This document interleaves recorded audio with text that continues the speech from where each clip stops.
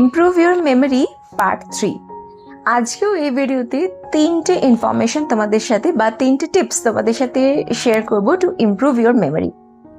Number 1 যেটা, সেটা হচ্ছে চাঙ্ক ইনফরমেশন। মানে একটা বড় ইনফরমেশন বা একটা বড় জিনিসকে তুমি ছোট ছোট টুকরো করে যদি তুমি পড়ো, তাহলে তোমার এটা কিন্তু খুব ভালোভাবে মাথায় থাকবে।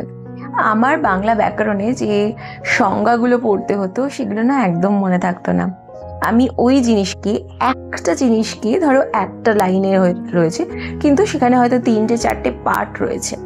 ঠিক আছে, আমি কি করতাম, ওই 3-4টে পার্টকে 3-4টে লাইনে ভেঙে নিয়ে পড়তাম। এতে কিন্তু আমার জিনিসটা অনেক বেশি মাথায় থাকতো। নাম্বার 2 যেটা, সেটা হচ্ছে ইউজ মেমোরি প্যালেস। মানে যখনই তুমি কিছু পড়ছো, সেই জিনিসটাকে তুমি কোনো পিকচারের সাথে যদি তুমি রেজোনেট করে নিতে পারো, জিনিসটা অনেক বেশি মাথায় থাকে। কিভাবে আমি বলছি, ধরো আমরা মেয়েরা, আমাদের তো প্রচুর গ্রসারি দোকান থেকে গিয়ে আনতে হয় বা কিছু। এবার যখন গ্রসারি আনতে যাচ্ছি, তখন যদি গ্রসারি লিস্টটাকে আমরা যদি ছবি দিয়ে পরপর পরপর মনে রাখি, তাহলে কিন্তু জিনিসটা আমাদের অনেক বেশি মাথায় থাকে এবং আমরা পটপট করে বলতে পারি। থার্ড যে পয়েন্টটা, সেই থার্ড পয়েন্টটা হচ্ছে যে সে ইট লাউড। মানে ধরো তুমি কারোর সাথে কথা বলছো, তার নামটা তোমায় মনে রাখতে হবে।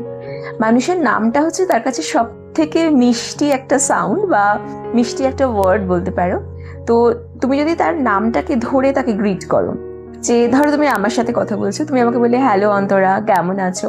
তো তুমি যদি আমাকে এইভাবে গ্রিট করো, আমারও তোমাকে মনে থাকবে, তোমার সাথে কনভারসেশন করতে ভালো লাগবে।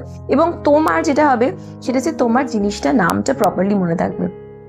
যখন বাচ্চারা নতুন ক্লাসে আসতো, অনেক সময় হতো যে আমি তাদের নামটা মনে রাখতে পারতাম না।